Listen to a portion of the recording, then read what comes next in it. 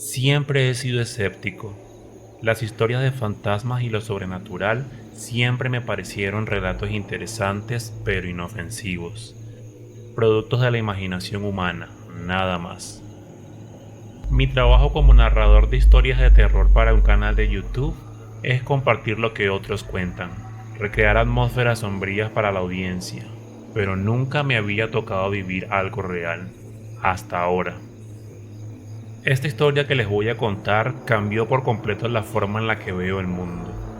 Es algo que aún me cuesta explicar y aunque ya han pasado algunos meses, sigue persiguiéndome.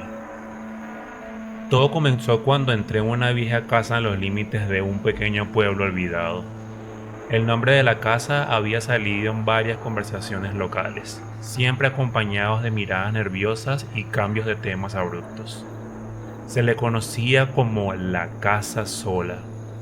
Nadie sabía con exactitud cuándo había sido construida ni quién había sido su último residente. Había permanecido deshabitada durante décadas, y a pesar de que muchos curiosos habían intentado acercarse, muy pocos volvían a hablar de ella. Un día, en un pequeño bar del pueblo, un hombre mayor de esos que parecen cargados de historias me contó una leyenda sobre la casa. Según él, el lugar estaba maldito. Según él, el lugar estaba maldito. Es como un pozo, me dijo. Un lugar que atrapa, que absorbe y no deja escapar a los que entran. Al principio no pasa nada.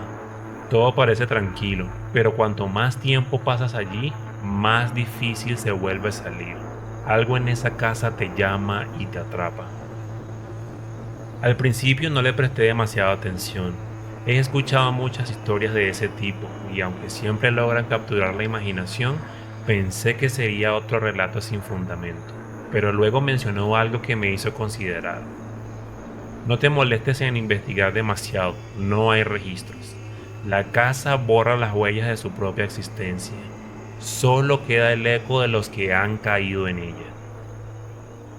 Decidido obtener material para el canal, hice caso omiso de las advertencias y comencé a indagar por mi cuenta. Y para mi sorpresa, el anciano tenía toda la razón. No había nada, ni registros, ni fotografías, ni nombres. Era como si nunca hubiera existido un papel, solo en la memoria distorsionada de aquellos que han vivido cerca de ella. Y fue entonces cuando tomé la decisión de visitarla. El día que llegué a la casa, la atmósfera era diferente desde el primer momento. Había conducido por caminos casi olvidados, bordeados por árboles que parecían más antiguos que el propio pueblo. El aire tenía un extraño olor. Era como una mezcla de humedad y decadencia, como si la naturaleza misma se hubiera rendido ante el paso del tiempo. Los rayos del sol apenas lograban penetrar la densa arboleda que rodeaba la propiedad, dejando toda una penumbra constante incluso en pleno día. Al llegar, lo primero que me llamó la atención fue el silencio. No se escuchaba ni el canto de los pájaros ni el susurro del viento. Solo el sonido de mis pasos sobre el camino de grava que conducía hacia la puerta. La casa, tal como la había imaginado, era grande, con una estructura de madera que crujía ante la más leve brisa. Sus ventanas, cubiertas de polvo, parecían ojos ciegos que vigilaban el entorno, y la puerta principal, aunque cerrada, tenía marcas de arañazos como si alguien hubiera intentado entrar o salir desesperadamente. Encendí mi cámara y comencé a grabar. Todo estaba en calma, quizás demasiado. Mientras me acercaba, noté algo extraño. El aire a mi alrededor se sentía más pesado, como si una presencia invisible me estuviera observando. Al principio lo ignoré, atribuyéndolo a la sugestión. Entré a la casa empujando la puerta que se abrió con un crujido largo y estremecedor. El interior estaba cubierto de polvo y moho. Los muebles, aunque bastante viejos, seguían en su lugar como si alguien hubiera salido deprisa sin llevarse nada. La primera habitación que inspeccioné fue la sala. Un gran espejo colgaba de la pared, pero su superficie estaba cubierta de una fina capa de algo que no era polvo.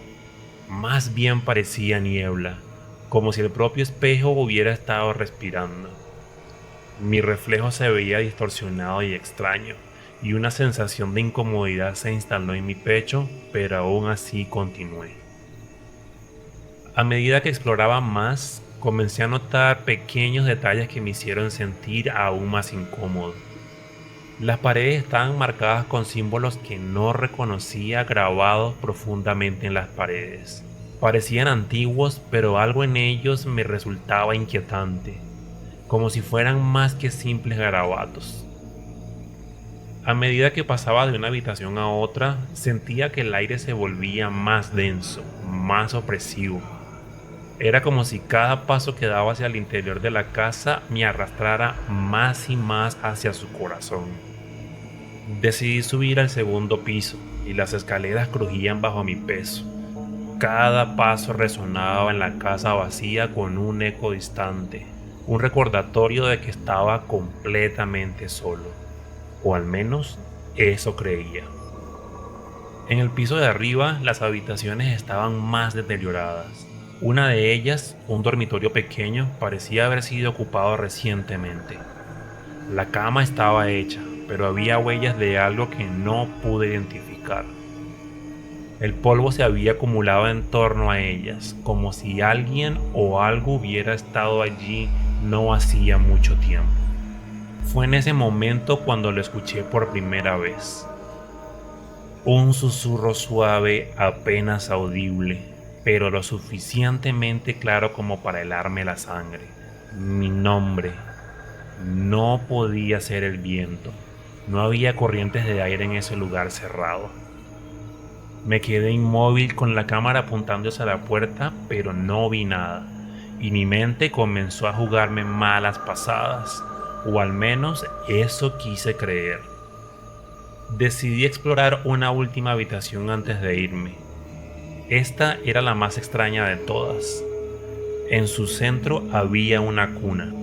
Era como si la habitación hubiese estado preparada para un bebé, pero algo estaba terriblemente mal. La cuna estaba cubierta de manchas oscuras que no pude identificar. Me acerqué para inspeccionarla de cerca y de repente la temperatura en la habitación cayó bruscamente.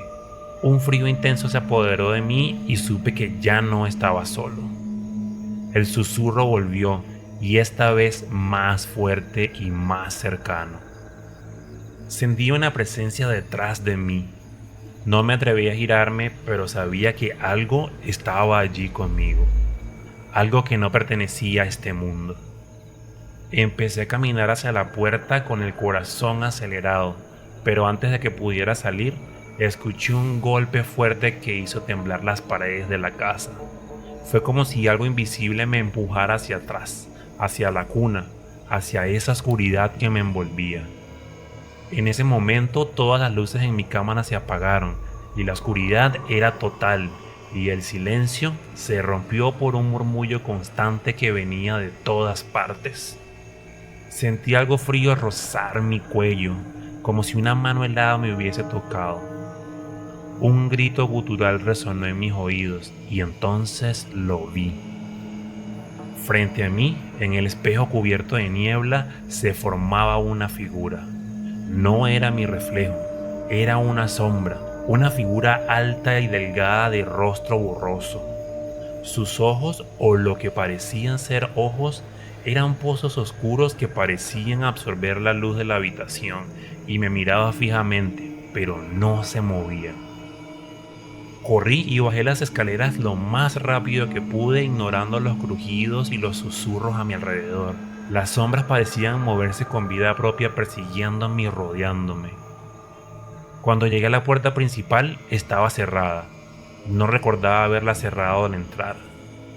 Golpeé con todas mis fuerzas y justo cuando sentí que algo frío me envolvía, logré abrirla y salir al exterior. El aire fresco golpeó en mi rostro, pero la sensación de que algo me seguía persistía. Corrí hacia mi coche, encendí el motor y conduje lo más rápido que pude sin mirar atrás. Sabía que no debía hacerlo. Algo me decía que si miraba, lo que fuera que estuviera en esa casa me seguiría para siempre. Al llegar a mi casa revisé todas las grabaciones. Había algo más allá de lo que recordaba. Además de los golpes y los susurros, en varias partes del video se podía ver en el fondo la sombra que me había seguido. A veces estaba en una esquina, a veces reflejada en el espejo, pero lo inquietante era que en algunos momentos aparecía justo detrás de mí observándome. Desde esa noche he sentido una presencia a mi alrededor. No importa dónde esté, siempre hay algo en la oscuridad, algo que me observa. La casa pudo haberme dejado ir físicamente, pero sé que no he escapado del todo. La maldición de la casa sola sigue conmigo, y cada vez que cierro los ojos, la sombra está allí esperándome.